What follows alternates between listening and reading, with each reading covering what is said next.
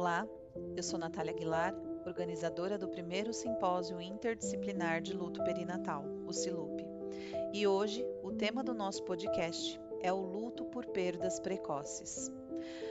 Uma das ideias mais equivocadas que ainda encontramos na sociedade é a crença de que uma perda gestacional precoce dói menos porque aconteceu no início da gestação.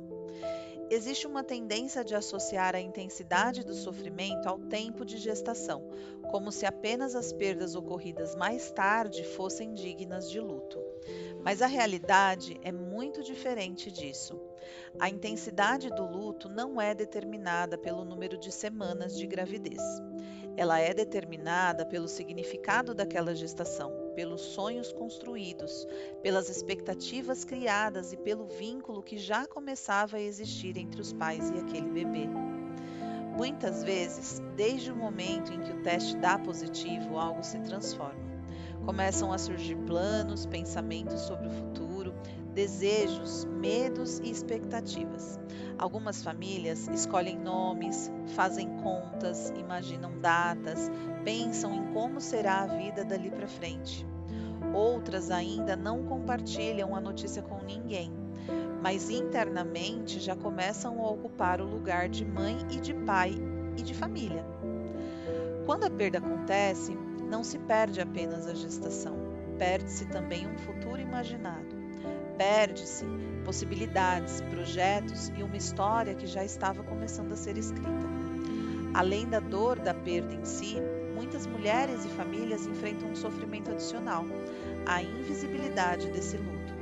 Como a gravidez ainda não era perceptível para outras pessoas, frequentemente a dor também não é reconhecida.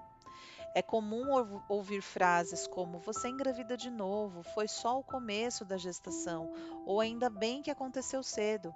Embora muitas vezes essas falas sejam ditas com a intenção de consolar, elas podem transmitir a mensagem de que aquela perda não deveria causar tanto sofrimento. Mas o luto não depende do que os outros conseguem ver. Ele depende do vínculo que existia e do significado daquela experiência para quem a viveu. Outro aspecto importante é que muitas mulheres se sentem sozinhas após uma perda precoce.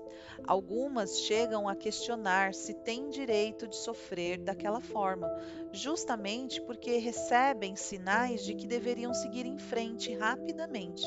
Isso pode gerar sentimentos de culpa, isolamento e incompreensão. Por isso, reconhecer o luto por perdas precoces é um ato de cuidado.